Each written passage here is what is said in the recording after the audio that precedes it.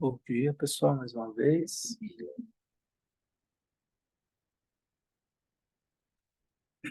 Espero que vocês tenham passado bem esses dias. Como vocês devem ter visto, a gente passou alguns dias lá na Índia, o Lama Sona ainda está lá.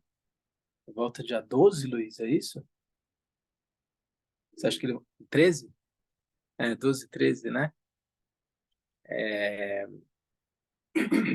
a gente teve lá ao todo, o nosso grupo estava com 11 pessoas. É, acho que a Luiz tá dando eco aí, você tá com o teu ligado? Você consegue? Sem dar eco aqui? Ah, beleza, ótimo. Então a gente estava com um grupo de mais ou menos umas 11 pessoas. Tinha o Alex, que é um holandês, uma pessoa muito querida, que inclusive está organizando uma visita do Rinpoche lá na Holanda, e outras pessoas aqui da Sangha, com o Lama Sonam. Algumas pessoas fizeram uma peregrinação depois do evento com a Sua Santidade Dalai Lama com o Lama Sonam, e já estão retornando, e o Lama Sunan deve ficar mais alguns dias, acho que visitar a família e tal, para voltar para cá. E foi nossa, uma experiência muito especial. Ah, foi transmitido, né, ao vivo, algumas pessoas puderam acompanhar de madrugada, e depois, com as edições que a gente disponibilizou e tal, puderam sentir um pouquinho como é que foi a experiência lá com a Sua Santidade Dalai Lama. É um evento que costuma ter normalmente umas 3.000 pessoas assim em volta de todo o templo, né, dentro do templo. Mas como havia sido um pedido do Kalu Rinpoche para Sua Santidade Dalai Lama, o evento ele se organiza mais ou menos da seguinte forma: dentro do templo, quem viu as imagens, basicamente estavam os alunos do Kalu Rinpoche, de mais ou menos umas 180 pessoas da Sangha do Champa, do Kalu Rinpoche, alunos do Kalu Rinpoche de vários centros do mundo, e muitos geshes, lamas da própria comunidade do monastério, o Namgyal Monastery, que é o monastério da Sua Santidade Dalai Lama, mas tinham outros geshes também de outros monastérios, o Gyuto Monastery, que é um monastério de estudos tântricos da linhagem Gelupa, né? Então tinham muitos geshes da linhagem Gelupa dentro do templo. Depois, fora do templo, tá a comunidade em geral. Para vocês terem uma ideia, a gente teve que acordar 4 da manhã para ir para a fila às 4:30. O templo abria às 5 para as pessoas que estavam com a credencial para ficar dentro do templo poderem entrar, e depois toda a comunidade local, né? Assim, é um evento que mobiliza boa parte da comunidade dos refugiados, dos monastérios das outras linhagens e tal. E aí o evento começa umas 7 horas da manhã, mais ou menos, né? Então, o Kalu Rinpoche, ele recebe, né? O Dalai Lama costuma ser sempre assim nesses eventos.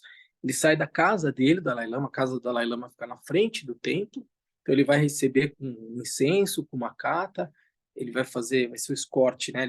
Ele vai guiar o Dalai Lama até a entrada do templo. O Dalai Lama vai cumprimentando todas as pessoas e tal. E aí ele então entra no templo, e o que ele deu lá, e assim é importante fazer esse registro, se chamou Genan, né? Genan de Mahakala, que é digamos, uma bênção de Mahakala que o Dalai Lama outorgou. Não foi propriamente uma iniciação, ainda que tivessem vários elementos de uma iniciação ali em todo o ritual, né?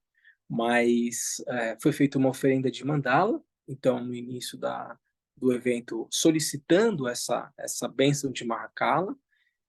pelo Kalu Rinpoche, por todo mundo estava ali presente, e aí a Sua Santidade, então,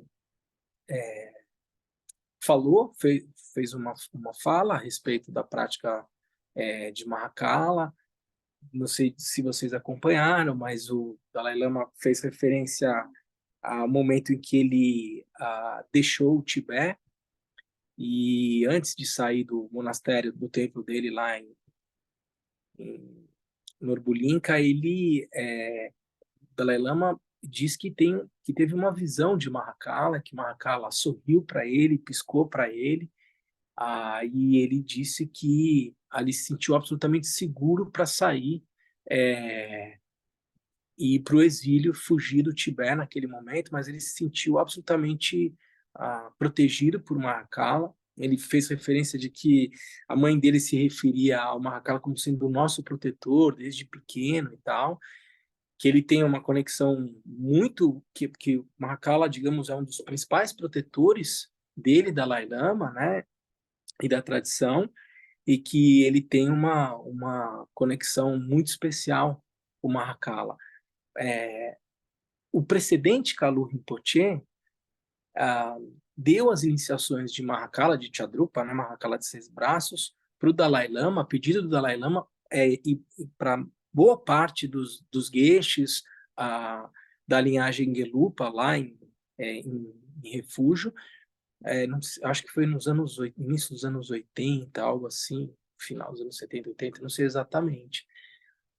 Então, a pedido do Dalai Lama, o presidente Kalu Rinpoche deu as iniciações para o Kalu Rinpoche, e o Kalu Rinpoche, quando teve numa audiência com o Dalai Lama, e a gente compartilhou essas fotos há um tempo atrás no nosso grupo de estudos, teve numa audiência com o Dalai Lama, o Dalai Lama o recebeu de uma maneira muito respeitosa, de certa forma, assim, observando toda a liturgia de quando se recebe um detentor de uma linhagem.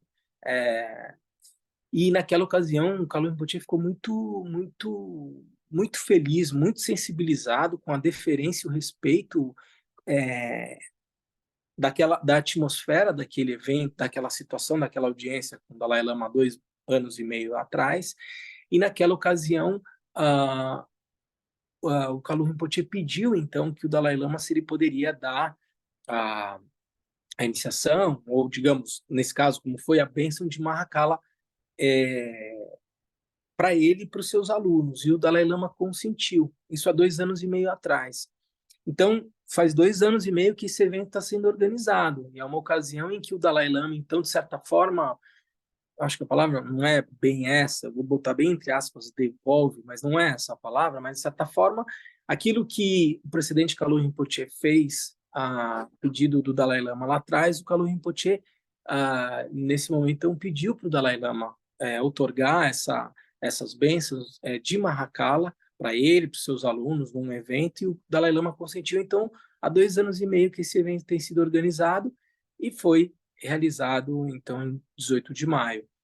E a particularidade que eu fiz questão de mencionar para as pessoas, que eu acho importante todo mundo entender, é que o Kalu Rinpoche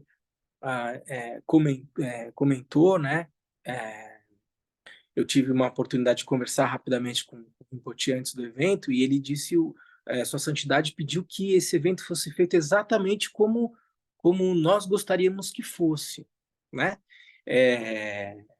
E então, essa benção de Mahakala, que foi concedida, ela foi concedida no contexto da prática das 4 divindades da linhagem Champa. Isso é importante pontuar, né?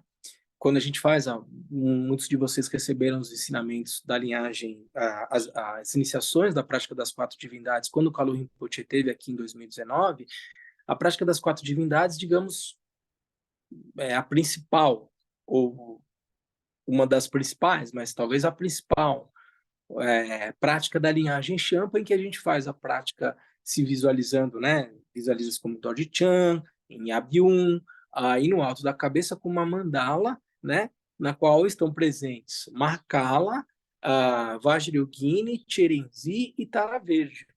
E essa é uma prática combinada das 4 divindades da linhagem Champa, uma prática, sim, é uma prática característica da linhagem Champa. Então, essas bênçãos de Mahakala foram otorgadas no contexto de uma prática Champa. Por isso que quem acompanhou viu que foi feito referência às 4 divindades ali contidas. Eu acho que isso simbolicamente é muito marcante, né? De certa forma, é um reconhecimento da linhagem Champa, do Kalon Rinpoche como sendo um detentor da linhagem Champa, e esse evento, então, sendo feito todo o contexto de uma prática da linhagem Champa, ah, da qual o Mahakala é o grande protetor, né? E o Kalon Rinpoche, e o Sua Santidade Dalai Lama menciona isso nas palavras dele, e ele vai dizer que esse evento foi feito a pedido do Kalon Rinpoche e que tem uma conexão única com Shadrupa, única com Mahakala, né? Então, acho que é importante trazer essas referências para que nós, que somos alunos do Kalon Rinpoche, que integramos, né, a linhagem Champa, esse que é um centro Champa, fundamentalmente, e Rimé, né? A gente faz práticas aqui também das outras linhagens, e acho que esse evento é um evento que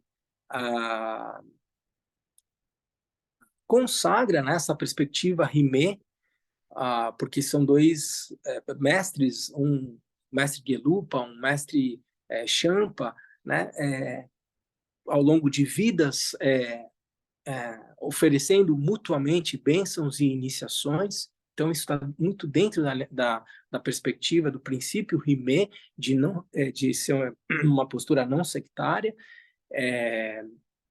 e nessa perspectiva, então, num evento Rimé, digamos, congregando as linhagens Gelupa e Champa, mas pessoas, praticantes de várias outras linhagens e correntes do budismo, celebrando a prática de Mahakala, um evento tão bonito, tão especial quanto esses, e a nossa comunidade estava lá presente com 3 lamas, com o Lama Sonan, com o Lama Dorje, comigo, com pessoas da nossa comunidade que frequentam aqui constantemente, que frequentam à distância, e todas as oferendas que a gente fez foi em nome de toda a nossa comunidade. Foi feito muitas oferendas.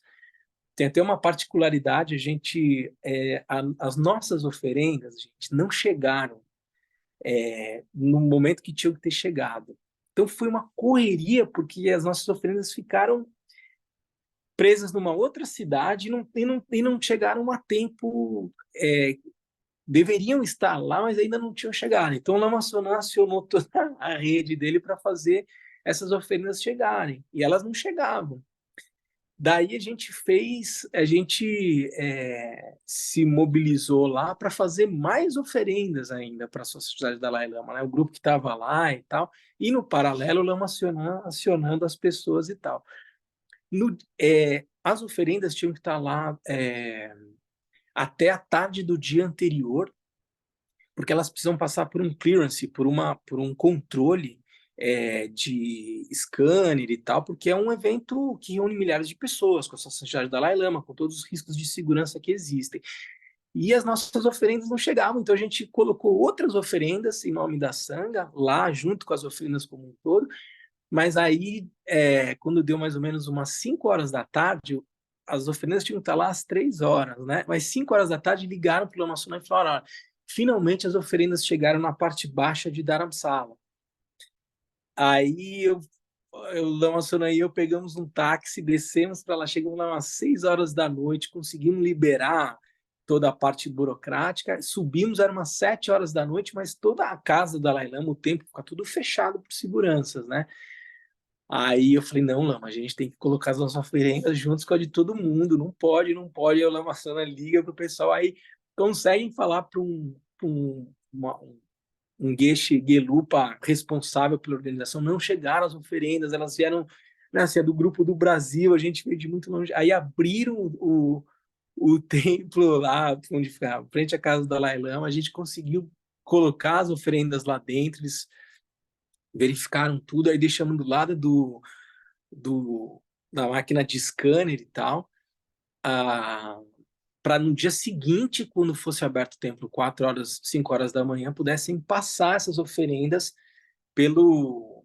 Como é que chama aquela coisa de aeroporto? Aquela esteira, né? Que faz o raio-x e tal. Aí eu dizendo, Lama, a gente tem que, 5 horas da manhã, a gente tem que garantir que as nossas oferendas estão lá com todo mundo e tal. Só que eram milhares de pessoas, né? Então a gente se organizou e tal. E aí o Lama Sunan avisou, falou, olha, parece que eles colocaram as nossas oferendas com todo mundo. Só que na hora de fazer as oferendas, a gente não oferecia aquilo que a gente tinha levado. Era tudo colocado numa mesa e depois isso era oferecido pelas pessoas que estavam com credenciais para fazer as oferendas. Então, para vocês terem uma ideia, a gente teve 5 credenciais para fazer as oferendas em nome da nossa comunidade, da nossa sanga aqui. Oferenda de corpo, palavra e mente, atividade e realizações, as 5 oferendas tradicionais. Então, a sanga do Brasil tinha 5 pessoas inscritas para fazer essas oferendas. E foi lá, foi a Doroteia, a Zênia, a... Não, e mais, estavam todos lá. Todo o nosso grupo conseguiu ir fazer as oferendas. O Rinpoche conseguiu credencial para 8 pessoas, se eu não me engano, para além dos lamas. E aí, na hora que foi ser feitas as oferendas, as nossas oferendas estavam... o Lama Sonan cuidou que elas fossem preparadas com as 5 catas juntas, a cata branca, amarela, verde, azul. E todas as oferendas do pessoal do mundo inteiro que chegou não estavam preparadas desse jeito, que não deu tempo, né? Então a gente conseguia identificar qual eram as nossas oferendas. E aí, na hora que eu fui ver o vídeo, o Alex e mais umas outras 2 pessoas estão passando, levando as nossas oferendas lá. Então elas chegaram a tempo. A gente conseguiu fazer com que elas se juntassem a todo o grupo, mas foi uma peleja. Então, assim, estou compartilhando isso para dizer que a gente conseguiu chegar com tudo lá, com todas as oferendas, e as pessoas que doaram recurso, dinheiro e tal, tudo isso conseguiu chegar a tempo, as pessoas que participaram, né, acompanharam todo esse processo, enfim, toda a nossa comunidade se fez presente de uma ou de outra forma lá, e acho que isso cria uma conexão muito, muito forte nossa, né, reforça a nossa conexão com o Kalu Rinpoche, com a sua santidade Dalai Lama, e se o trabalho que o Lama Trilei e o Lama Sonan fizeram aqui ao longo dos anos, pessoas que fazem parte dessa comunidade desde os anos... O KPG é o primeiro centro de budismo tibetano do Brasil, gente. Antes do Otto Saulin, lá no Rio Grande do Sul e tal, início dos anos 90, quando o Shagdru Rinpoche chega no Brasil, o KPG teve autorização para ser fundado em 1980, com um grupo de brasileiros que foi encontrar o presidente Kalu Rinpoche na França, e ele foi fundado em 1987, é o primeiro centro budista vajrayana do Brasil. E, né, assim, todas essas pessoas que fizeram parte dessa caminhada, né, quando não havia esse espaço aqui, a gente tem que honrar todas essas pessoas, todo o trabalho que os lamas que moraram aqui já, e em particular o Lama Sonan e o Lama Trilé, fazem com que a gente esteja aqui hoje, seguindo adiante. A gente recebeu algumas orientações do Kalu Rinpoche, temos excelentes notícias, em particular para alguns dos projetos que a gente quer seguir adiante aqui. Foi uma conversa ótima com o Rinpoche, então a gente segue firme e forte, com tudo aquilo que a gente deseja fazer, com todas as nossas atividades, enfim, na medida do possível, a gente vai, aos pouquinhos, compartilhar todas essas perspectivas com vocês, mas seguimos firmes e fortes aqui, tá bom, gente? Alguma dúvida, gente? Alguém queria fazer alguma pergunta do que viu, pessoal em casa também, antes da gente retomar aqui o estudo do texto? Tudo bem? Tranquilo? Que foram colocadas dentro de mim, assim, o que é que foi ofertado assim, para a comunidade? Foram assim, normalmente, de avião e... essas oferendas, na verdade, assim, numa cerimônia tradicional como essa, você pode fazer oferendas de toda forma, né? Por exemplo, a comunidade butanesa levou sacas de arroz butanês. Esse arroz, por exemplo, ele é compartilhado nas escolas, no TVC, se não me engano, que são as escolas, porque ali nós estamos num território de refugiados, né, gente? Então, quando a gente fala em refugiados sírios, refugiados ucranianos e daí por diante, ali na região de Dharamsala vivem em torno de 50 a 60 mil refugiados tibetanos desde 1959, desde o momento em que chega o Dalai Lama no exílio, fugido da invasão chinesa no Tibete, ali moram refugiados. E ali, não só ali, mas existem algumas escolas para cuidar da educação do povo tibetano, em língua tibetana, mantendo a tradição da cultura tibetana e daí por diante. Então, esse arroz, por exemplo, que é doado numa cerimônia como essa, depois ele é destinado para as escolas, para as crianças tibetanas que estão lá em refúgio. Então, desde oferendas de arroz, por exemplo, de dinheiro, né? Isso é gerenciado pelo Dalai Lama Trust, e o Dalai Lama Trust tem uma série de projetos sociais, de manutenção da cultura, dos refugiados tibetanos. Todas essas doações, elas têm uma destinação, seja de qualquer forma. Mas, normalmente, numa cerimônia como essa, se faz oferendas tradicionais, né? Principalmente de corpo, palavra e mente, né? Em que você, ao fazer também de realizações e de atividades, mas ao fazer essa oferenda, que inclui você fazer a oferenda, por exemplo, de uma imagem de Manjushri, e daí por diante, um texto, normalmente o texto de Prajnaparamita, uma oferenda de mandala, propriamente, onde você está oferecendo todo o universo, e daí por diante, todas essas oferendas são feitas pela comunidade como um agradecimento às bênçãos que estão sendo concedidas, ou a iniciação que está sendo concedida pela Sua Santidade Dalai Lama. Então, todos os centros e monastérios Champa, nessa ocasião, como foi uma solicitação feita pelo Kalu Rinpoche para a Sua Santidade Dalai Lama para dar essas iniciações ou essas bênçãos, no início da cerimônia se faz uma oferenda de mandala, como eu mencionei para vocês, que é uma oferenda de mandala que é feita normalmente com aquela tigelinha e o arroz, onde você faz a representação de toda a cosmologia budista, né? O Monte Meru no centro, os 4 continentes, os 2 subcontinentes em volta de cada um dos 4 continentes, que é a representação de como é o cosmos na perspectiva do budismo vajrayana. Você oferece, portanto, todo o universo, que é a prática que a gente faz, por exemplo, também, né? Nas preliminares especiais. A gente faz tomada de refúgio, bodhicitta, que é o que vocês estão fazendo agora. Depois vocês vão fazer prática de Dorje Sempa, que é uma prática de purificação. Depois oferenda de mandala. E nessa prática de oferenda de mandala, você se familiariza com essa representação simbólica que você está oferecendo com arroz colorido, com pedras preciosas, porque você está oferecendo todo o universo. E é uma forma de acumulação de mérito. E depois vocês fazem a prática de Guru Yoga e completam o Nondro, as preliminares especiais.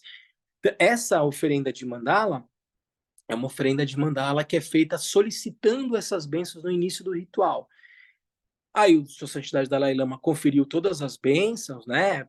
Fez todo o ritual, e aí no final se fazem todas essas oferendas que eu estou mencionando para você aí, de corpo, palavra e mente, atividade, por meio dessas imagens, textos, objetos sagrados. Por exemplo, a gente fez a oferenda dos 8 símbolos auspiciosos, junto com as 5 oferendas tradicionais em agradecimento às bênçãos. E aí, então, era a nossa comunidade aqui do Brasil agradecendo em nome de toda a comunidade as bênçãos de Mahakala que estavam sendo conferidas naquele momento.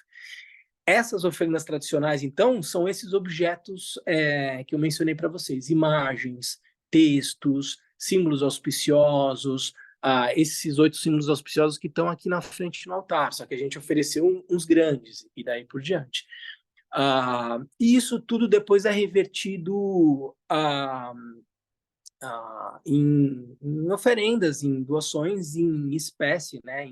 Se torna depois, o Lama Sonan até estava respondendo, essas imagens todas depois elas são entregues às lojas oficiais da Santidade Dalai Lama, e elas são revertidas em recursos, né? Algumas são mantidas nos monastérios, algumas se tornam, né, se elas vão integrar templos e daí por diante, aí a destinação é múltipla, mas foram muitas oferendas que foram feitas. E assim, não é o valor financeiro que importa, né? Senão a expressão do respeito e da devoção por esse ritual. Assim. De certa forma, isso são meios hábeis para você aos poucos ir transformando a maneira como você percebe a realidade, entendeu? Então não é a coisa em si, mas de que forma ela transforma a tua maneira de perceber a realidade. No fundo, ali, como agradecimento, a gente oferece nosso corpo, nossa palavra e nossa mente para a prática do Dharma. É isso que a gente está fazendo. Tudo bem? Tudo bem, gente, aí em casa? Então tá bom. Vamos esperar agora a volta do nosso querido Lama Sonan, que toda vez que ele sai, o assédio é muito grande. Lama Sonan, você não quer vir aqui, você não quer ficar ali, daí por diante a gente tem que sempre puxar o Lama Sonan volta para cá, porque ele é muito querido, as pessoas gostam muito dele.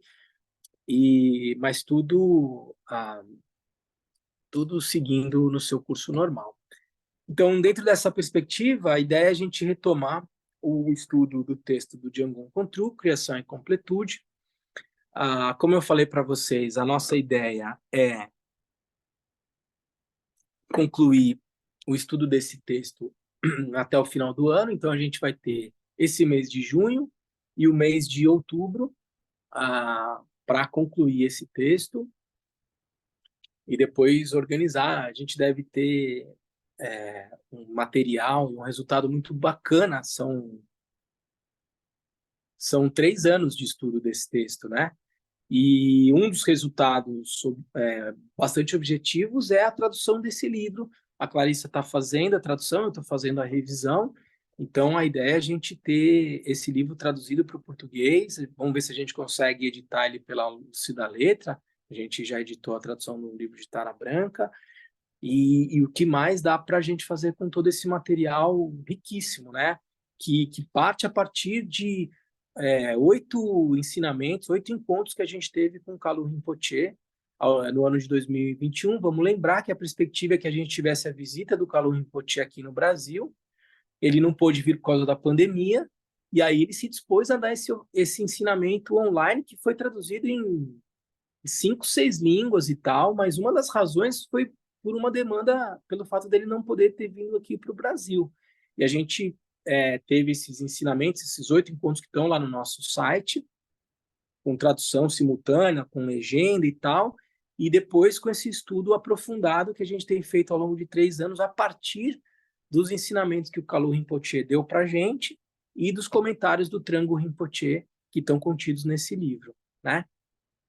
Então, a gente parou, gente, na instância 35, a última vez que a gente viu esse texto, e, e agora a gente vai começar a ver a instância 36. Hoje a gente vai ver 3 instâncias aqui, talvez um pouco mais, um pouco menos, vamos ver o nosso tempo, mas, como eu havia mencionado para vocês, a partir desse momento, tantos comentários do Kalu Rinpoche, né? São 7 vídeos, eu falei 8, mas são 7 vídeos. A partir de agora, assim, por exemplo, o ensinamento ele é dado de uma forma mais abrangente, ele não é tão detalhado como a gente veio vendo o texto até agora, porque a gente entra numa parte muito sutil, muito profunda do texto, fazendo muita referência à prática da natureza da mente, de reconhecimento da natureza da mente. Então, seja o Kalu Rinpoche, ele dá metade do texto, digamos, da instância 36 até a instância 67, que é a última, em praticamente um encontro, né? Final do sexto encontro com ele, a partir do minuto 46 até o último encontro, o sétimo, né? Então, praticamente metade do texto seria equivalente a um encontro com o Kalu Rinpoche. O próprio comentário do Trango Rinpoche, a partir de agora, né, falta metade do texto raiz do Django Kontru para ser visto, ele dá essa parte, digamos, em 20% do que representa esse livro. E eu me lembro, quando foi estudado esse texto também, com o Mingyur Rinpoche, ali na comunidade Tergar, essa parte do texto também ela é dada de uma forma um pouco mais abrangente, porque ela pressupõe, gente, de certa forma, algum nível de maturidade, experiência na prática. Ela é muito sutil, então não faz sentido entrar em muito detalhamento se a compreensão profunda dessa parte do texto pressupõe algum nível de experiência na prática de chinês, de Faton e daí por diante. Mas o próprio Kalu Rinpoche, eu estava assistindo há 2 dias atrás, para preparar os ensinamentos aqui para vocês, a parte que ele comentou a respeito dessas instâncias, ele menciona assim, o ensinamento é meio cíclico, às vezes você entra em partes que são muito profundas do texto, depois você tem que retomar aquilo que é mais básico e daí por diante. Então não tem problema, a gente não está ofendendo a ordem natural das coisas em trazer um texto que é tão profundo quanto esse, para alguns praticantes que estão tendo, às vezes, um primeiro, um segundo contato com a prática. Não tem problema. Isso, de certa forma, acaba se tornando uma bênção, e depois se retoma naquilo que é mais fundamental e assim sucessivamente. O próprio Lama Trilê mencionava que o precedente Kalu Rinpoche fazia isso. Ele tinha uma didática muito cíclica de ensinar, de dar os seus ensinamentos. No mesmo ensinamento, ele começava do que era muito básico, ele ia até o que é muito profundo, e depois fechava de novo no que era o básico, e daí por diante. Eu acho que a gente pode ter essa perspectiva cíclica e entender que a gente entra agora numa parte que é muito sutil, muito profunda do texto, mas por exemplo, assim que eu imagino fazer. Uma vez que a gente termine o texto do Django Encontro no final do ano, provavelmente o texto que eu vou escolher para estudar junto com vocês vai ser um ensinamento mais básico. E isso não tem problema. Assim a gente vai consolidando a compreensão do Dharma. Então, feito todos esses preâmbulos aqui, para quem está acompanhando esses ensinamentos, vocês se lembram que a gente esgotou de forma bastante profunda o estudo e a reflexão a partir das 8 consciências. Nós mencionamos muito isso. Na perspectiva desse texto, se faz referência ao que seria uma 9ª consciência, que é a mente instantânea, mas que, de certa forma, isso é entendido talvez como uma característica da 7ª consciência e da 8ª consciência. Então, a gente já viu com bastante detalhe essa parte, e agora a gente começa uma vez havendo uma compreensão ao que se refere quando a gente fala em mente, em natureza da mente, o texto começa a entrar mais sutilmente nessa prática sutil que eu mencionei para vocês, do reconhecimento da natureza da mente. Que o Kalu Rinpoche, a partir do que ele mencionou, né, se vocês estiverem acompanhando, ele começa a falar da instância 36 a partir do minuto 46 do 6º vídeo, que está lá disponível no nosso site. Ele vai mencionar vai fazer uma referência de que a prática de reconhecimento da natureza da mente ela pressupõe uma atitude não rígida do praticante, sem rigidez mental, né? E é uma meditação, digamos, sem muita opinião. uma meditação não muito discursiva, né? O que diz a instância 36? Ela vai falar o seguinte: quando você estabelece com certeza a verdadeira natureza da mente, muitas coisas surgem. No entanto, elas não têm diferenciação entre si. Essa única coisa também não pode sequer ser compreendida por apego objetivo. Olhando para ela, olhando para a natureza da mente, não é vista, é sem cor ou forma. Este é um sinal do seu ser sem fundamento, livre de base e para além do intelecto. Sua essência é vacuidade. A sua clareza natural, e seu potencial dinâmico de compaixão surgem sem inibição. De fato, são os três corpos espontaneamente presentes o tempo todo. Então, aqui, de certa forma, essa instância faz uma descrição da natureza da mente a partir desses três aspectos, né? Vacuidade, claridade e união. O texto fala aqui em sua essência é vacuidade. Então, quando a gente está... Lembra que a gente leu a Prajnaparamita juntos? Quando a gente vai descrever, né, a natureza da realidade, o Shariputra pergunta a Avalokiteshvara, né, como se deve praticar, como se deve fazer a prática do conhecimento transcendente ou da sabedoria, a prática da Prajnaparamita. E a Avalokiteshvara vai dizer: a forma é o vazio é a forma não é nada além que o vazio não é nada além que a forma. Daí ele começa a descrever os 4 skandhas também como sendo vazios de uma existência inerente, não é que eles são nada.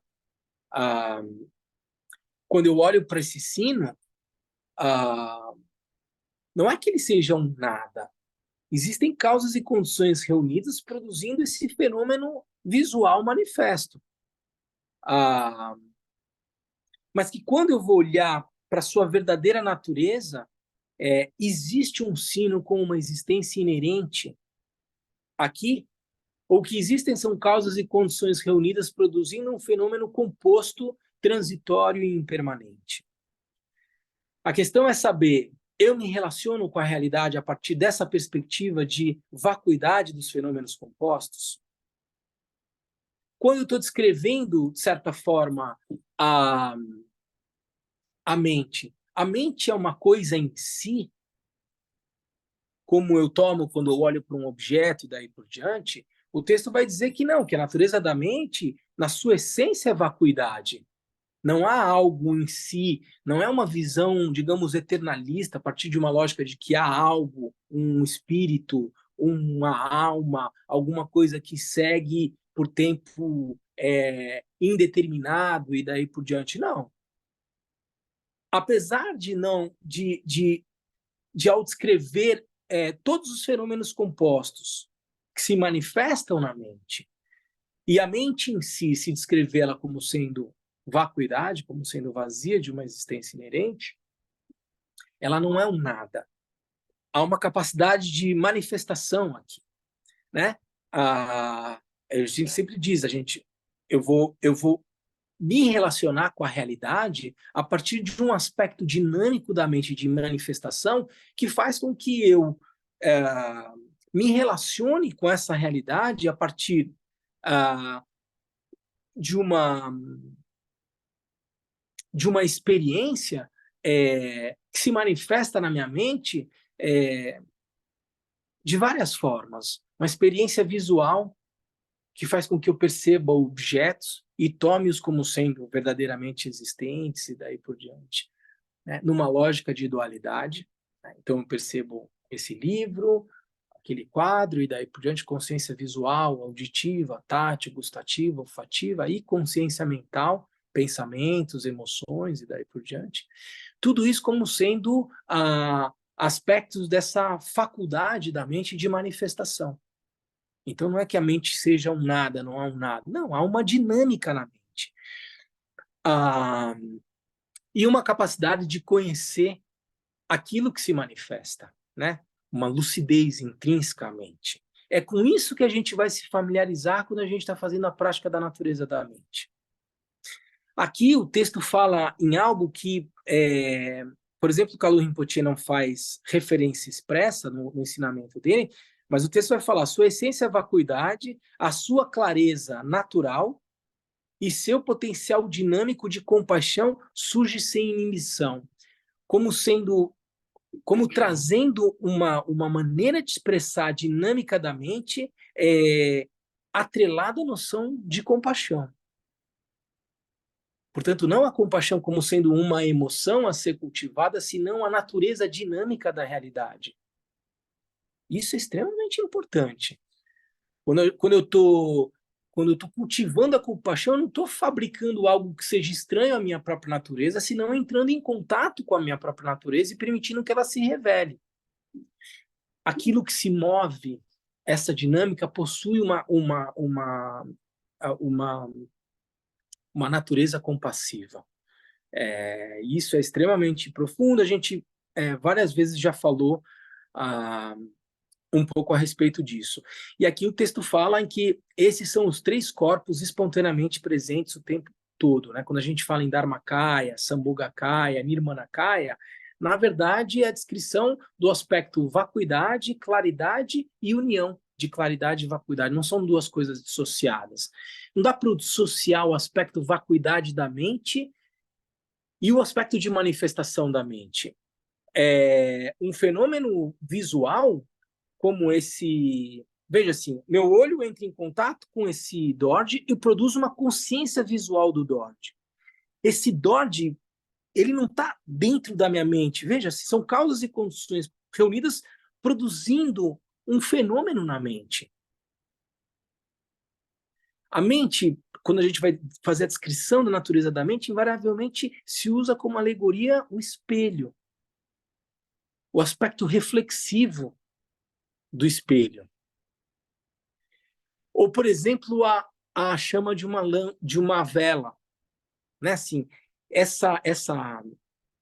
fenômeno, essa chama que se manifesta na vela, ela é capaz de iluminar.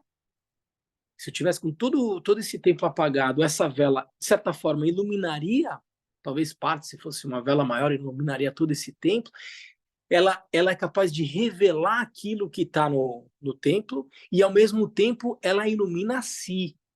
Isso é um aspecto extremamente importante. Não é preciso uma outra vela para se enxergar a chama da vela. Ela tem um aspecto luminoso em si. Ela tem ou quando eu olho a mente, um aspecto reflexivo, ela tem uma capacidade em si mesma de refletir a mente. Portanto, às vezes a alegoria do espelho talvez não seja capaz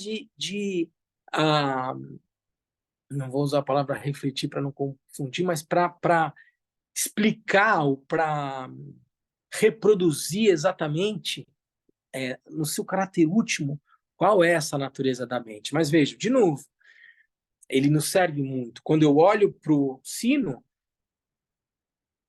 como um espelho, se manifesta na mente esse DORD. E essa expressão manifesta na mente do DORD, essa consciência visual do sino ou do DORD, ela é em si manifesta, ela é dinâmica e, ao mesmo tempo, ela é insubstancial, ela é vazia, ela é vacuidade. Por isso que a gente tem que levar em consideração esse aspecto da mente, vacuidade, claridade e união, porque não são 2 coisas dissociadas. Todos os fenômenos compostos, tudo aquilo que se manifesta na mente, ele é aspecto manifesto e, ao mesmo tempo, insubstancialidade. Não há por que fazer essa distinção. E é com isso que a gente vai se familiarizar quando a gente está fazendo a prática de meditação, e, em particular, quando a gente está se referindo a essa prática de reconhecimento da natureza da mente.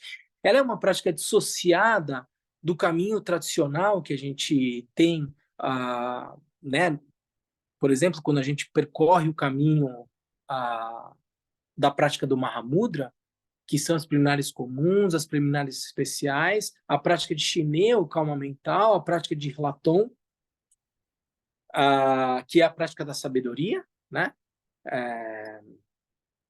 Para então reconhecer a natureza da mente, reconhecer Mahamudra e daí por diante. Nós estamos falando de duas práticas distintas quando a gente fala em natureza da mente e a prática de Mahamudra e daí por diante. Não, o texto mesmo vai trazer mais para frente a instância 40.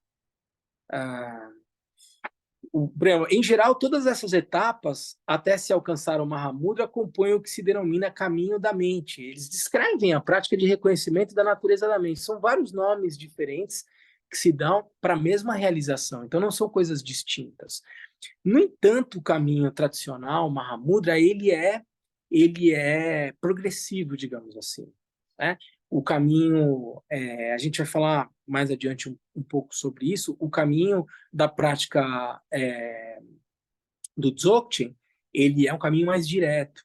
Ele não pressupõe essas etapas da forma como a gente conhece no caminho Mahamudra. Mas, quando a gente vai fazer a prática de reconhecimento da natureza da mente, o importante é que eu tenha, de certa forma, percorrido um caminho gradual para enxergar algo que é muito sutil, algo que é tão simples e tão óbvio que eu não consigo enxergar. O caminho gradual ele vai criando condições para que você seja capaz de perceber essa natureza da mente como um resultado de um processo de treinamento com a mente, né? Que o Trango Rinpoche vai falar um pouco a respeito, de forma abrangente, dessas instâncias aqui? Ele vai dizer em seguida, ele vai dizer o seguinte, ele coloca, a partir de agora, né, um subtítulo dizendo lidando com a confusão. Ele vai dizer o seguinte, em seguida, o texto nos instrui sobre como lidar com o surgimento da confusão na nossa prática. Os praticantes, pessoas que praticam shamatha, vipassana, a etapa de criação ou a etapa de conclusão, né? Shamatha, vipassana, shine, latom, a etapa de criação, a etapa de conclusão, quando a gente está fazendo tradicionalmente a prática das divindades, né? Mas não só isso, a gente já mencionou que por criação é possível se entender uma série de outras práticas dentro do budismo vajrayana.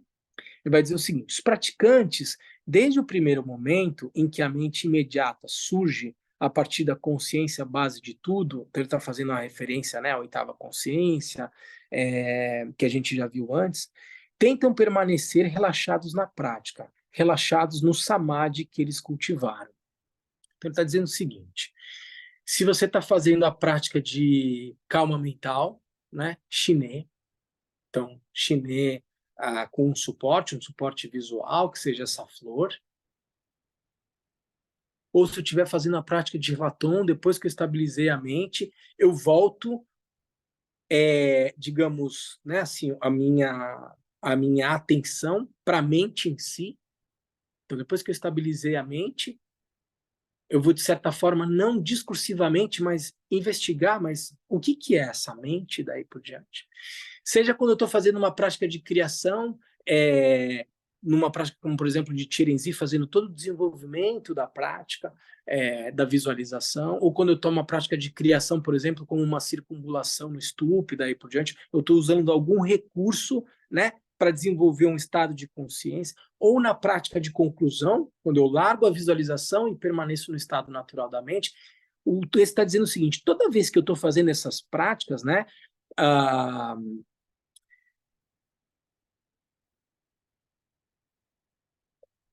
um esforço em se manter relaxado no samadhi que eu estou cultivando, né? Aí ele está dizendo o seguinte, os praticantes, desde o primeiro momento em que a mente imediata surge a partir da consciência base de tudo, tentam permanecer relaxados na prática, relaxados no samadhi que eles cultivaram, seja de criação, conclusão, shine, latom e daí por diante. Caso façam isso, então o desenvolvimento da confusão ou da ilusão que surge juntamente com a mente instantânea não progredirá para além do próprio surgimento da mente instantânea. Então, no momento que você está fazendo a sua prática, confusões vão aparecer, distrações, pensamentos, sensações e daí por diante. O que ele está dizendo é o seguinte, se eu permaneço no estado natural da mente, essas distrações, elas surgem e elas se dissolvem. E elas não vão ser um fator de distração ou de desvio da minha prática. Então, ele está dizendo que, de certa forma, eu posso fazer essa prática de reconhecimento da natureza da mente em qualquer uma dessas modalidades de prática de meditação que a gente está acostumado a fazer, permanecendo no estado natural da mente sem se deixar levar pelas distrações. Essencialmente, o que você tenta fazer aqui é descansar na consciência da natureza de Buda, no reconhecimento da vacuidade e da lucidez manifesta da sua mente. No início, isso deve ser predominantemente uma aspiração. Ele está dizendo, no início é difícil você permanecer no estado natural da mente, mas você aspira pelo menos fazer isso. Então, à medida em que formos adquirindo experiência, surgirão as chamadas sabedoria do exemplo e sabedoria de fato. A sabedoria do exemplo não é um reconhecimento completo ou direto da natureza de Buda. Trata-se do reconhecimento de algo que se assemelha à natureza de Buda. Quando você relaxa no reconhecimento básico da vacuidade e lucidez da sua mente, isso é a sabedoria do exemplo. Por meio do cultivo disso, então você permanece no estado natural da mente e começa a cultivar esse tipo de postura, né? Assim, se distrai, larga a distração, permanece no estado natural e vai cultivando isso. Por meio do cultivo disso, eventualmente você chega a um insight direto e decisivo sobre a natureza de Buda. Isso é a sabedoria de fato. De qualquer forma, por meio do relaxamento no estado meditativo, quando a mente instantânea surge a partir da consciência base de tudo, lembram-se, a mente instantânea é aquele encadeamento sutil que se manifesta na consciência base de tudo, né, na oitava consciência, e que dá essa sensação de continuidade da experiência de realidade, né? Ele vai dizer, de qualquer forma, por meio do relaxamento no estado meditativo, quando a mente instantânea surge a partir da consciência base de tudo, alguma liberação do processo da confusão se torna possível, simplesmente porque ele não continuará e não se corromperá na forma de uma confusão grosseira ou plenamente manifesta. Então você percebe a distração surgindo e você larga ela. E a ideia de cultivar esse tipo de postura vai desconstruindo a rigidez dessa experiência grosseira que faz com que, por exemplo, um pensamento surja e eu entre no pensamento e me distraia da minha prática.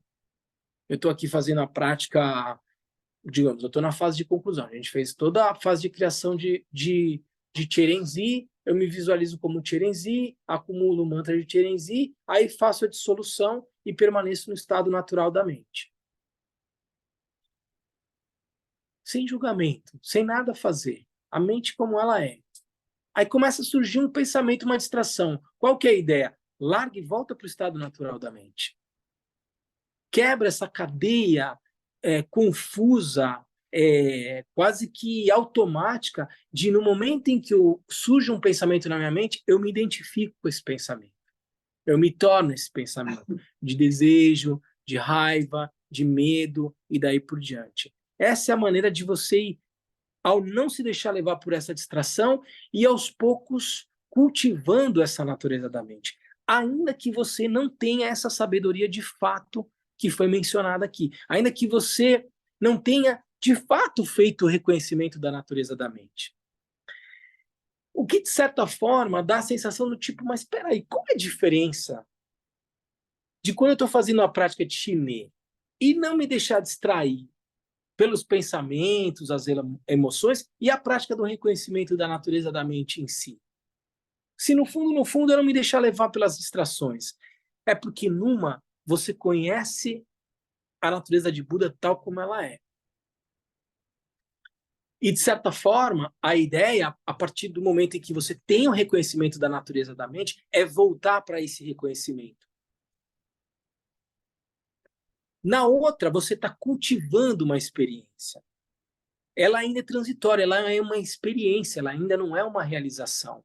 Então, você está no estado relaxado da mente, sua mente começa a se distrair. Você tenta voltar para esse estado relaxado da mente, daí por diante.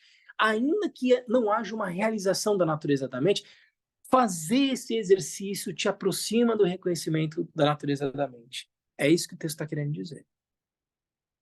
Entender? E é uma coisa repetitiva, é de pouquinho em pouquinho, e daí por diante. É dessa forma. Para que a confusão diminua, a lucidez e a vigilância devem ser mantidas. Porém, ao mesmo tempo, os pensamentos são a manifestação natural da mente. Então, isso não significa que os pensamentos de apego, aversão ou confusão deixarão de surgir. Não há uma oposição na sua essência. O pensamento é a natureza da mente, de certa forma. O pensamento, ele é simplesmente o aspecto manifesto da mente. Por isso que, de uma certa forma, na medida em que o praticante vai avançando na prática, não há uma lógica de apreensão ou rejeição.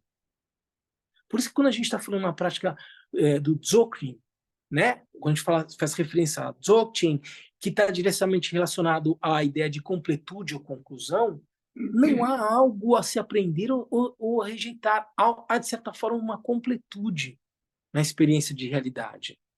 Por isso que um grande praticante, um yogi avançado, ele vai para a balada fazer a prática dele. Ele vai puxar ferro na academia, ele vai... Veja, quantos mestres de sabedoria louca sabedoria já passaram. Veja o comportamento do Trungpa Rinpoche. Trungpa Rinpoche morreu de cirrose. Mas e aí, como ele se relaciona com essa experiência de realidade? Para um grande praticante, quando ele está num nível elevado, a confusão é madeira para ele jogar na fogueira dele. Ele não se deixa levar. Para nós, então, assim, o que ele está dizendo é, num determinado momento,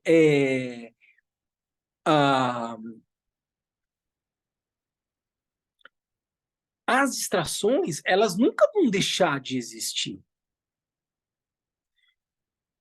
Como você vai lidar com essas distrações? Num determinado, na progressão da sua prática, quando surge uma distração, você pode usar o teu recurso, o teu suporte na prática de chinê para não se deixar levar pela distração.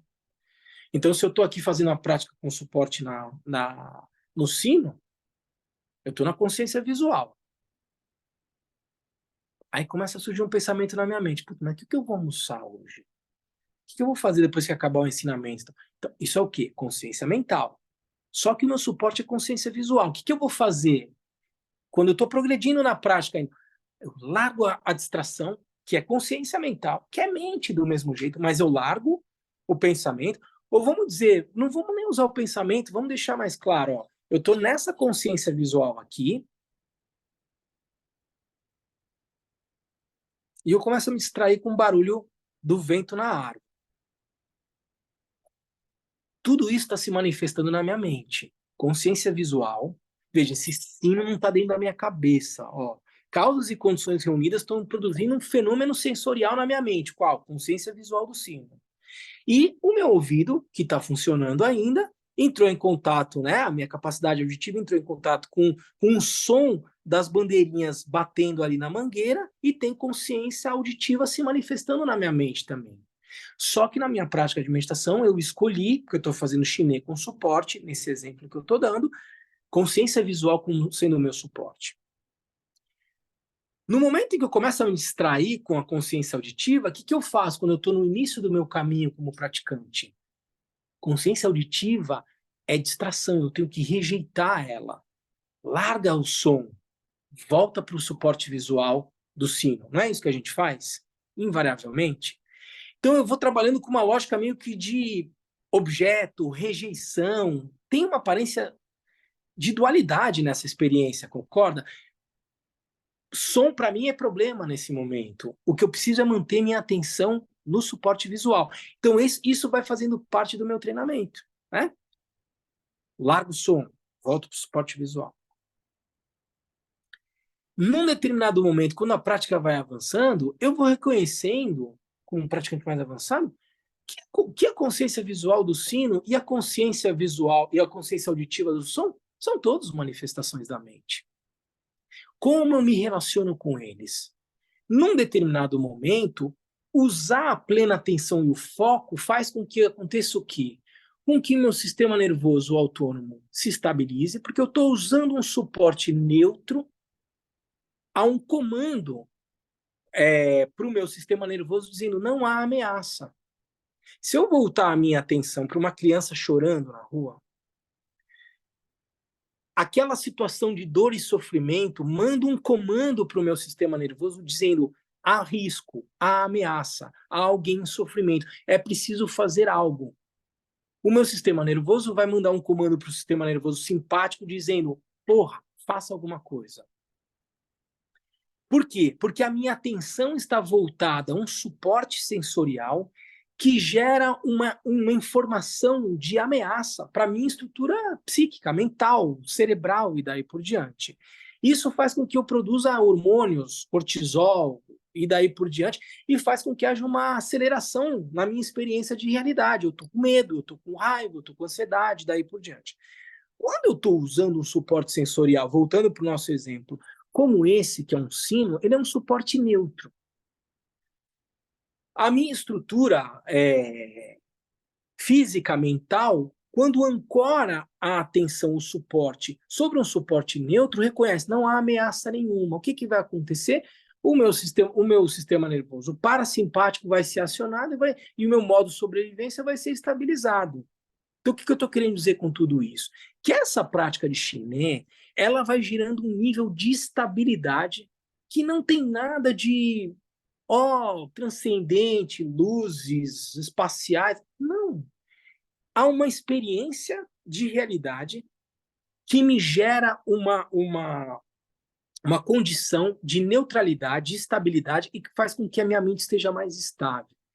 É com uma mente mais estável que eu começo a me relacionar de uma forma mais saudável com as experiências sensoriais na vida. Quando eu estou mais estável e eu percebo que tem uma criança chorando lá na rua, ao invés de eu desesperadamente me levantar aqui e ir lá socorrer a criança, eu vou permanecer num estado de vigilância, permanecer. Tem uma criança chorando ali, eu estou aqui fazendo a minha prática. Se ninguém aparecer daqui uns 2 minutos, eu posso ir lá levantar ou não para ir ajudar. Eu não estou nem falando aqui da prática da meditação, eu estou dizendo eu, pessoa, lidando com uma situação. Ou, por exemplo, tem alguém que está chamando ali fora e daí por diante, eu estou fazendo qualquer coisa aqui dentro, eu mais lúcido, eu falo, peraí, deixa eu terminar o que eu estou fazendo, estou enchendo aqui os potinhos no altar e daí por diante. Se a pessoa não aparecer ninguém para ajudá-la, depois eu vou lá e ajudo.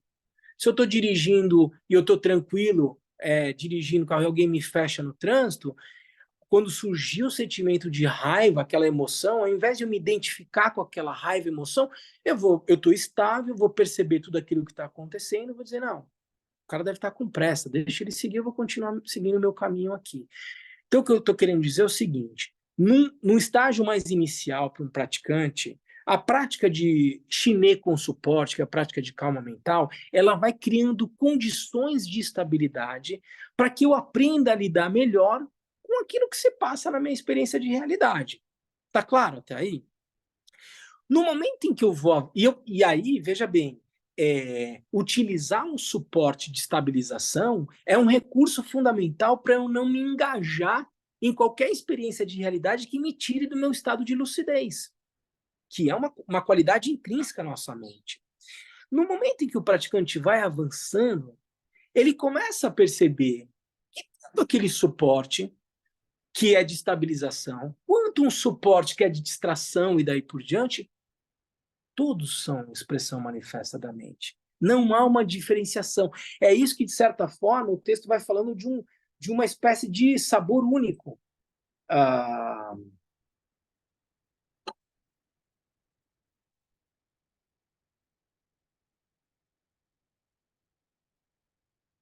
Quando você estabelece com certeza a verdadeira natureza da mente, muitas coisas surgem. No entanto, elas não têm diferenciação entre si.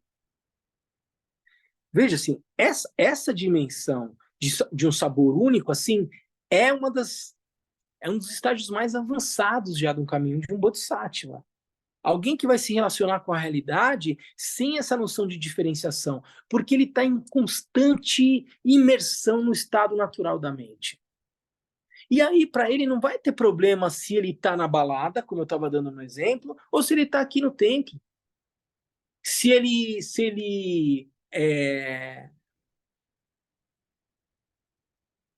Né, pegando os exemplos clássicos aqui do budismo Vajrayana, que talvez todos tenham aqui já a maturidade de entender. Quando, por exemplo, salvo engano, o Maitripa, ele tá, puxa, eu espero não estar errando o nome do mestre para não cometer esse deslize, mas digamos, depois eu confirmo se é o Maitripa mesmo, não, mas um grande mestre Vajrayana que estava no monastério, ele foi flagrado dentro do templo em união sexual com uma consorte e com bebida alcoólica. E ele foi expulso do templo. O cara cometeu as duas faltas. E aí, quando colocam ele para fora do templo, ele joga o tapete dele no rio e ele sai deslizando pelo rio, mostrando claramente que ele era um Mahasiddha. Que para ele não há diferenciação, não há puro e impuro, certo ou errado, e daí por diante. Todas essas experiências são expressões da mente. Mas isso é um nível muito avançado. Então, o que nós estamos descrevendo aqui? Que nessas etapas como um todo, num primeiro momento, eu vou utilizar o suporte na prática de chinês como um recurso para que aquilo que ainda para mim se manifesta como uma distração não tire a minha atenção e não faça com que a minha prática pereça. Na medida em que a prática vai avançando para um grande praticante, ele pode estar fazendo a prática de criação, conclusão, as distrações vão se manifestando, mas ele reconhece a natureza das distrações, dos suportes e daí por diante, e não perde a conexão com um estado de natural lucidez que reconhece a natureza dos fenômenos tal como eles são, que conhece a realidade tal como ela é. Entende? Sim. Então, nós estamos fazendo a descrição de uma prática que é extremamente profunda, avançada e daí por diante, mas que, de certa forma, a gente pode começar a se conectar, pelo menos do ponto de vista de compreensão intelectual do que a gente está falando aqui. Faz sentido para vocês? Tem alguma coisa que está solta? Não, esse seria o sentido, então, desse verso aqui na prática do Dogma Cantuma, conceder os vossos bênçãos para que a inseparabilidade do samsara e do nirvana seja realizada. Porque a essência dos pensamentos é o Dharmakaya, sejam eles espirituosos ou não. Exatamente. Veja que qual é o verso anterior? A não distração é o corpo da meditação. Anterior. Porque ele começa, o desapego constitui os pés da meditação. Se desapega dessa experiência de realidade. A devoção é a cabeça da meditação. Confia nos ensinamentos do professor. A não distração é o corpo da meditação. É um estado em que aparecem os pensamentos e você não se deixa levar por eles. E a inseparabilidade do samsara e do nirvana, essa indissociação, é o estado em que você reconhece a natureza única de todos os fenômenos, o sabor único de todos os fenômenos. Agora, assim, triste que às vezes eu vejo assim, que as pessoas querem pular a parte do desapego aos pés da meditação, já entrar logo na parte da inseparatividade e ir para a boate praticar. Aí então, realmente é triste. E veja, esse é o ponto fundamental aqui que o texto vai trazer e daí por diante. Você tem que ter... Você até pode inverter, mas para você, assim, mas a chance de você se esborrachar nessa é enorme. Se a gente disser isso é vedado, eu estaria, de certa forma, em contrariedade com a essência dos ensinamentos. Mas por isso que, em geral, a gente segue, no caminho do Mahamudra, a gente segue o caminho gradual.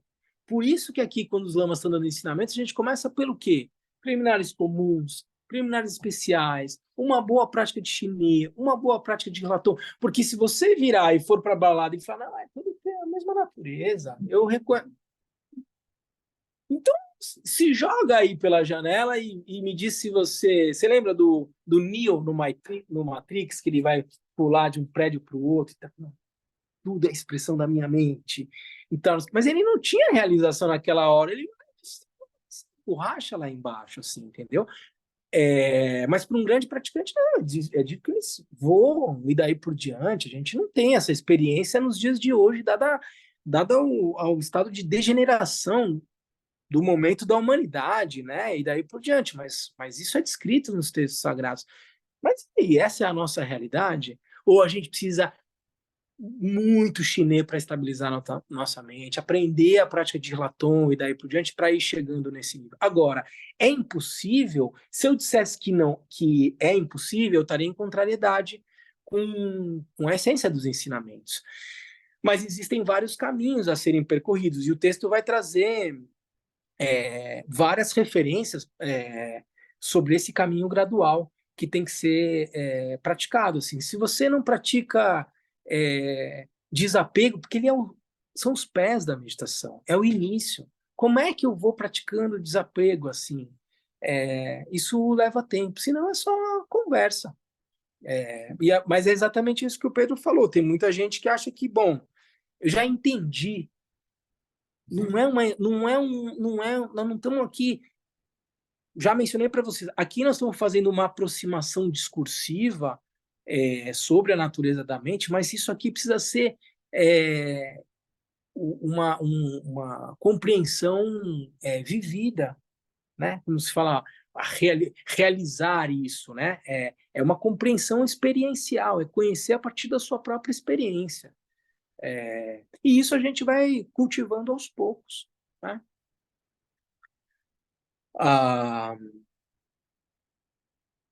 Então o texto aqui continua, né?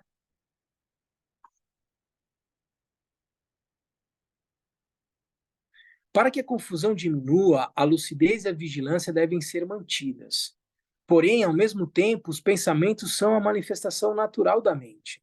Então, isso não significa que os pensamentos de apego, aversão ou confusão deixarão de surgir.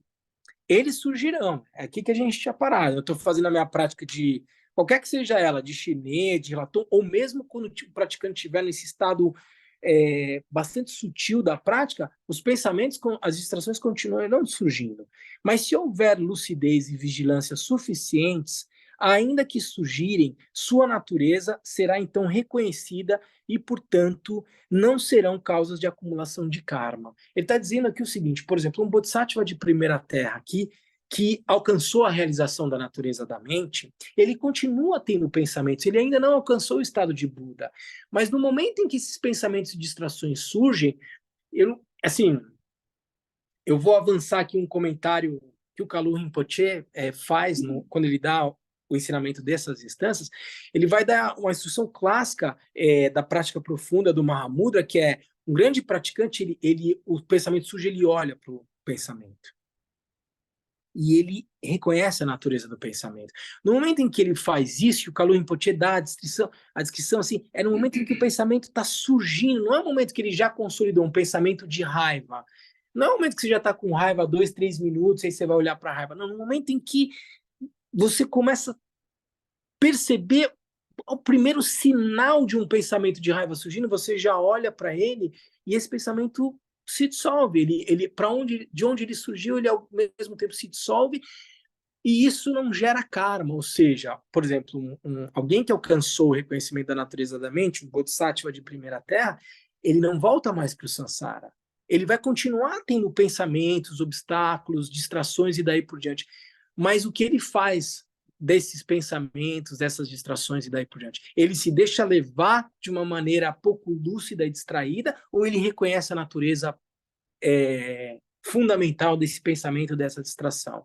E ele vai dizer, quando isso surgir, há um reconhecimento, e ao fazer o reconhecimento, isso não gera karma, não gera um hábito. Né? Karma é hábito. É um hábito que eu vou cultivando ao longo de tempos e me faz, de certa forma, agir, me comportar de uma determinada maneira. Então, ainda que hajam hábitos e tendências que gerem pensamentos e distrações, eles não têm a força de gerar o karma, porque se reconhece que, fundamentalmente, eles são a natureza da mente. Eles não são bons ou ruins, eles são simplesmente o aspecto dinâmico da mente. Para nós que estamos no caminho gradual, Eu, às vezes, preciso usar um suporte para dizer, tá surgindo a raiva. Cara, cadê minha respiração? Né? Surgiu a raiva, volta para a respiração. Conta 7 ciclos de respiração. Porque, para mim, ainda está difícil simplesmente reconhecer a natureza do pensamento de raiva como sendo a expressão manifesta da mente. Aquela raiva me gera uma compulsão por agir. Então, o que eu faço? Eu tiro a atenção da raiva, jogo a atenção na respiração para estabilizar o meu sistema nervoso e daí por diante. Veja, eu estou usando ainda recursos para me estabilizar. Um grande praticante não vai procurar um outro recurso, ele vai simplesmente reconhecer a natureza daquele pensamento e permanecer no estado natural da mente. Ele nem sai do estado natural. Entende? Isso é para um praticante mais avançado. A gente vai usando os recursos que a gente tem para chegar a um nível onde esse nível de compreensão da realidade vivida me faça se relacionar com ela de uma maneira totalmente diferente do que é convencional. Esse nível que é chamado também de não meditação.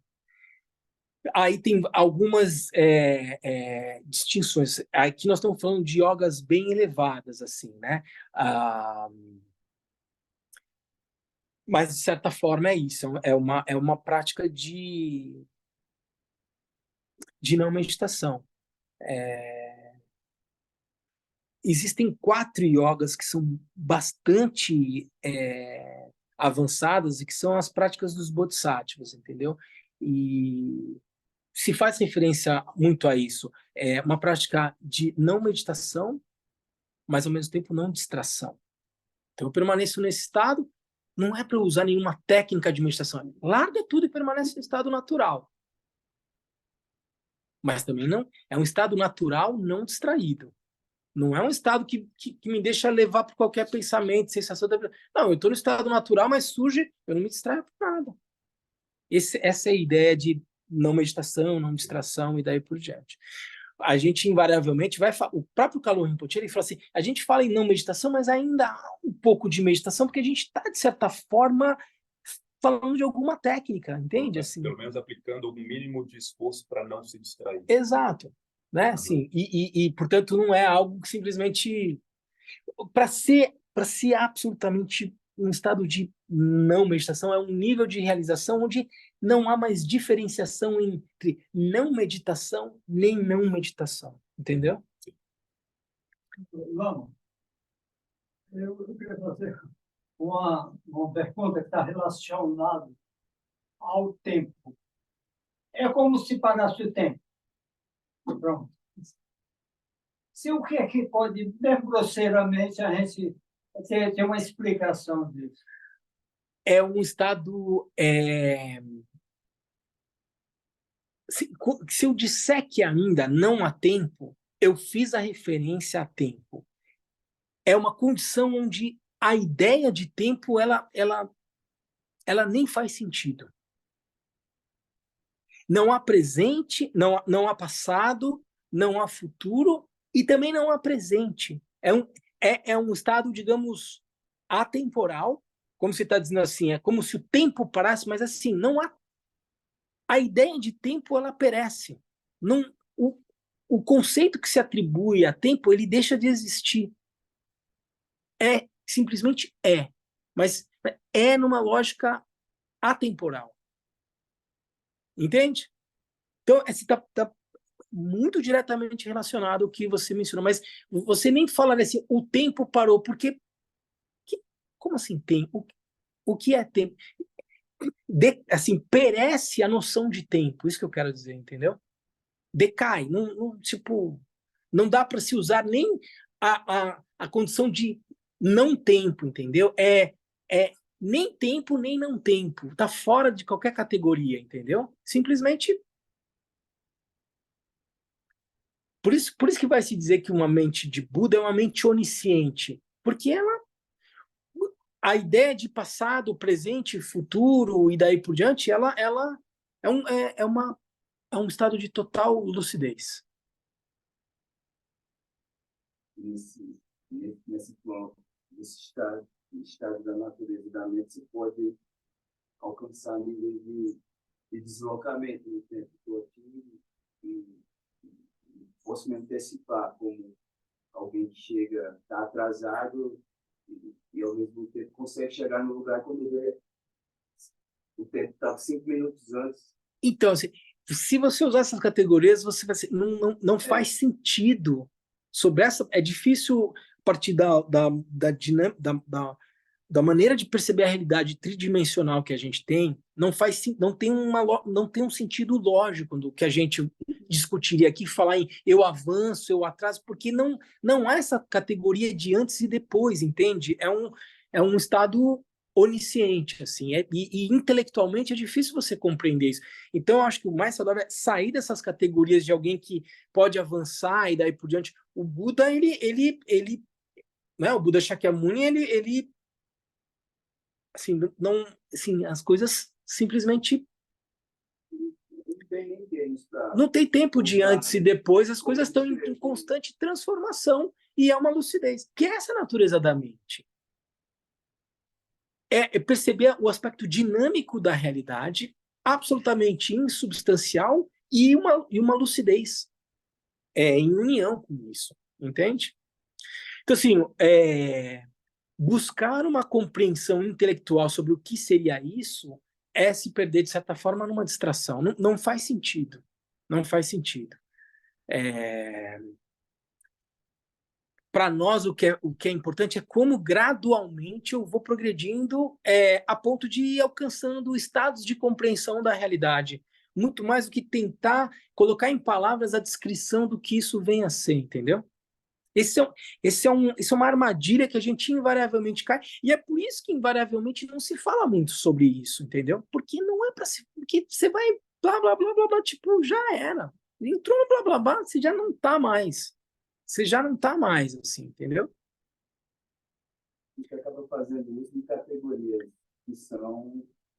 que são duais, que são as categorias com as quais a gente sabe trabalhar, mas que são justamente essas categorias que fazem com que eu esteja no samsara. A ideia larga e permanece no estado natural.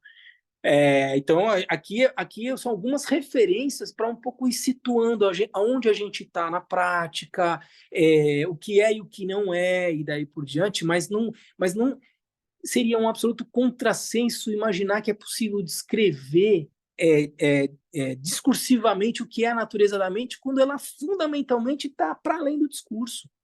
Entende? O que o texto vai... Oi. Não, é só uma final. Agora, a situação do Buda Shakyamuni, quando ele estava vivendo em Nirmanakaya, e aí ele tinha que cumprir o karma até a morte. Então, ele estava numa situação entre Nirvana e Sansara, ou então ele, quer dizer, ainda estava mais como nós. Não, sim, ele definitivamente não está mais numa condição de Sansara e Nirvana, assim, né? A mente de um Buda simplesmente vai se relacionar com a realidade qualquer que esteja se manifestando, assim, naquele momento como Nirmanakaya, né, assim, com o corpo físico e tal, esse corpo deixa de existir do Buda Shakyamuni, o estado de Buda ele simplesmente ele continua sendo desde sempre, independentemente daquilo que ainda de um corpo que ainda precisava perecer, como enquanto Nirmanakaya, ou poder durar mais tempo e daí por diante. Mas definitivamente ele está para além de uma lógica de Sansara ou Nirvana, entendeu? A mente do Buda, aquilo que a gente percebe da mente do Buda, quem viveu na época do Buda, era um Nirmanakaya, um corpo físico que depois de 45 anos deixou de existir. Essa é a nossa essa percepção de um outro ser humano em contato com o Nirmanakaya. Mas a mente do Buda, ela entende? Ela independe de como alguém vai perceber esse Nirmanakaya daí por diante. Ela, enquanto mente de Buda, ela simplesmente é plenamente onisciente, desperta e daí por diante. O que você está perguntando é muito mais como um outro se relaciona ao Nirmanakaya, né? Era um fenômeno composto como o corpo, como o meu corpo agora, né? que, enquanto fenômeno composto, teve uma duração de mais 45 anos, e as pessoas que estavam naquela época viam aquele corpo, falavam com aquele corpo, aquele Nirmanakaya, e daí por diante. Só que a mente do Buda, ela se estão percebendo como Nirmanakaya ou como um Sambhogakaya, né? Buda Shakyamuni também ensinou na forma Sambhogakaya. O Buda Shakyamuni ensina até hoje, assim como o Buda Amitabha, e daí por diante. Aí cai a lógica temporal, entendeu? Qual é o nível de realização do praticante que é capaz de receber uma instrução direta do Buda Amitabha, de Cherenzi, de Tara e daí por diante, entendeu? Porque essa mente desperta, ela tem a capacidade de manifestação. Ao mesmo tempo, não é algo em si, senão o aspecto manifesto na forma de Cherenzi, de Tara, do Buda Amitabha e daí por diante. O Buda Shakyamuni tinha no Nirmanakaya, esse que qualquer um poderia enxergar e ver. Não precisava ser um Bodhisattva para ver a expressão do Buda Shakyamuni na forma Sambhogakaya, entende? Quando é que vai vir um outro Nirmanakaya? Buda Maitreya, em que todas as pessoas vão poder ver em carne e osso o que é a mente desperta, na forma de um fenômeno composto que é um corpo, com sangue, com tecidos e daí por diante. Ficou claro?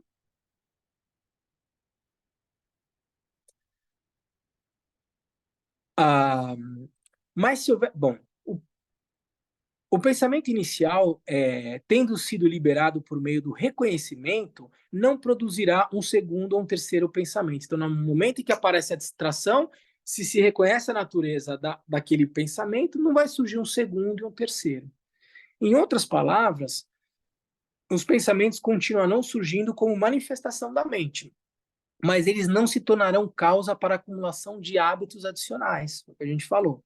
A metáfora para isso, no texto, é a de um jarro com um buraco no fundo. Ainda que você verta água no jarro, você nunca poderá preenchê-lo. Tudo que for vertido nele simplesmente escorrerá para fora. De forma semelhante, quando mantemos esse tipo de lucidez e vigilância, os pensamentos, ainda que tenham surgido, não permanecem na mente. Se você puder praticar dessa forma, então gradualmente a experiência e a realização surgirão. O texto trata disso em detalhes, mas eu expliquei o ponto essencial, né? As explicações são sempre mais abrangentes a partir de agora. O que outras duas instâncias vão dizer aqui, por exemplo, para a gente entender, né? A 37 vai dizer o seguinte: você tenta bloquear os pensamentos e ainda assim eles não são bloqueados. Primeiro surge um pensamento desbloqueado, então um segundo. Deixe-o surgir. Quando eles surgirem, envie-os para onde quer que eles possam vir e fique de guarda. Como não há lugar para eles irem, eles voltam, como um corvo que decolou de um navio. Descanse como o movimento das ondas no mar. Então, você está fazendo a sua prática. Por exemplo, a gente vai fazer, para ficar mais fácil, a nossa prática de Cherenzi depois do intervalo. Nós vamos fazer toda a fase de criação, aí quando chegar na fase de vou me visualizar como Cherenzi, para entrando em contato com a minha natureza de Buda, aí eu dissolvo e permaneço no estado natural da mente. O que a gente vai fazer nessa hora? Não se foca na respiração ou num suporte visual, e daí permanece no estado natural da mente. Quando o pensamento surgir, percebe que ele surgiu, larga e volta para o estado natural. Ah, mas é só isso que é para fazer? Cultiva isso. Permanece no estado natural da mente. Se você não se apegar ao pensamento, não vai surgir um segundo, um terceiro e tal. Então, assim, vem o pensamento. Ah, o que eu vou almoçar? Tipo, mas nada. Mas não consigo, Lama, porque vem muito pensamento e tal. É. Então, mas vai aos poucos se familiarizando com a ideia de simplesmente largar e permanecer no estado natural da mente. Ah, mas aí eu não tenho nenhum suporte e tal. É como se a gente fizesse a prática de chinês sem suporte. O meu suporte é o não suporte. Larga as distrações. Permanece no estado natural. É isso que a gente vai fazer. O que ele está dizendo é o seguinte, é sempre um exemplo, né, que os mestres trazem. Assim, quando surge um pensamento, é como, digamos assim, você saiu de um cais, de um porto, e tem um pássaro ali no cais, né, no convés do barco. Aí está em alto mar e tal, esse pássaro decide voar. Mas você já está em alto mar. Esse pássaro não vai encontrar algum outro lugar, nenhuma outra ilha para o qual ele vai pousar. Esse pássaro ele vai voar, vai dar a volta ali no alto mar e ele vai voltar para o navio, porque não tem para onde ele ir. E o que ele está dizendo é o seguinte: os pensamentos são da mesma forma. Surgiu um pensamento, ele vai surgir, você pode dar a linha para ele, ficar, né, se identificar com o pensamento, aí você se torna esse pensamento. Né? É um pensamento de desejo, ou de raiva, ou de medo e tal. Aí você se identifica com o pensamento, então você se torna esse desejo, essa raiva e daí por diante. Qual que é a ideia? Quando surgir esse pensamento de desejo, do raiva, quando a gente está fazendo a prática de conclusão, larga o pensamento, deixa ele para lá, volta para o estado natural da mente. Esse pensamento ele vai surgir, como esse passo que foi mencionado, e ele vai voltar para a própria mente. E se eu não der linha para ele, não der voz, ele vai se dissolver normalmente. Onde está o pensamento que você teve a hora que você acordou hoje? Cadê ele? Ele surgiu na mente, ele voltou para a própria mente, ele não tem mais intensidade nenhuma agora. Mas se você está pensando, nossa, a hora que eu acordei, eu fiquei pensando justamente que eu preciso pagar aquela conta que eu deixei de pagar, e como é que eu faço? Eu vou entrar no Pix? Entrei no pensamento. É claro que para a gente sobreviver no nosso dia a dia, invariavelmente eu vou ter que estar concentrado no meu trabalho, no trânsito e daí por diante. Mas o treinamento gradual, como o Pedro estava falando, assim, aos poucos a gente vai encontrando espaços no nosso dia para fazer uma prática formal. Não, agora, nesse momento, deixa de lado o celular, o trabalho, a preocupação com o filho e tal, e eu vou fazer aqui 5 minutos de prática de chinês para ir acalmando minha mente. No momento que você está familiarizado com essa prática de acalmar a sua mente, sem tantas distrações, aí você pode dar um passo seguinte para fazer a prática de Laton, ou a meditação analítica da mente. Num primeiro momento, você já pode fazer a prática de Laton, mesmo que você não tenha o reconhecimento da natureza da mente. E você vai se familiarizando com isso. Num segundo momento, você tem alguma experiência ainda fugaz do que é esse reconhecimento da natureza da mente. Aí você tem alguma referência para onde voltar. E aí, no terceiro momento, você tem a realização da natureza da mente. Daí você não se desloca mais. Você simplesmente, no estado natural da mente, percebe pensamentos surgindo e daí por diante, e eles podem ter mais ou menos intensidade, pode ser um obstáculo maior ou menor, mas nesse nível de reconhecimento da natureza da mente, de realização, você já não deixa mais se levar por esses pensamentos, você já não acumula mais karma, esse já é um nível de um primeiro bodhisattva, que ainda não é Buda, que ainda tem distrações, mas que não acumula mais karma, que foi o que o texto descreveu aqui. Mas esse é um caminho gradual. A instância 38 vai dizer exatamente isso. A atenção plena, sem distração e a calma mental contínua podem ser difíceis. E você deve perseverar por pequenos passos. No entanto, é crucial manter o esforço sem desanimar. Veja que no início tem esforço. Não é simplesmente tipo, todos os fenômenos têm o mesmo sabor, eu vou para a balada, eu não preciso praticar, porque no final das contas tudo é mente mesmo e tal. Alguns conseguem, sim, porque tem uma conexão kármica antiga, porque são seres já realizados e que estão num processo bem avançado. A grande maioria de nós, talvez o ideal seja seguir um caminho gradual. Talvez seja o caminho mais seguro. O Rinpoche, ele, ao falar da prática de natureza da mente, ele fala assim, né, quando você está nesse momento da fase de conclusão, largou. Assim, você não precisa fazer ajustes na sua prática. Você não precisa manter nenhum nível de rigidez na sua prática. Relaxe e permanece no estado natural. E se vier alguma distração, larga a distração e não tem nada para fazer. E vai cultivando, vai vendo quanto tempo leva até você entrar numa outra um outro pensamento e tal. Quando você percebeu, extração grosseira, larga e permanece no estado natural. Pequenos passos aqui que ele falou, né? Mas mantenha esse esforço sem desanimar. Aos poucos você vai compreendendo a partir da sua própria experiência a natureza da mente.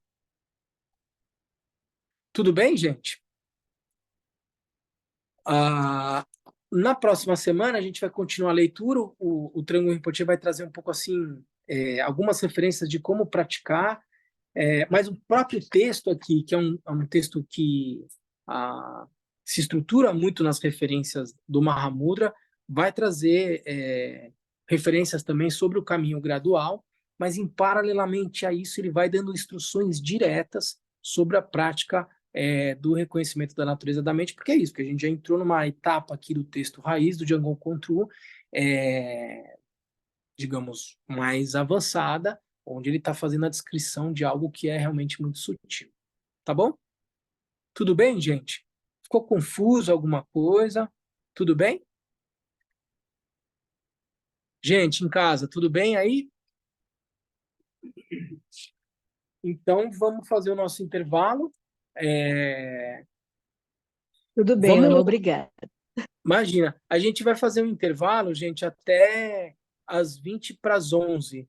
Para as 11, tá? Então, quem estiver em casa, que a sessão está marcada para começar às 10h30, da prática de Cherenzi que a gente vai fazer, vamos começar 20 para as 11, tá bom? Para ninguém ficar aí em casa esperando, a gente faz o nosso intervalo aqui até 20 para as 11, tá bom?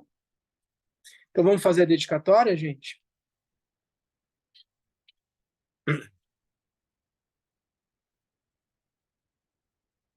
Graças a essa virtude, tendo realizado rapidamente o Mahamudra, possa eu conduzir a esse estado todos os seres sem exceção.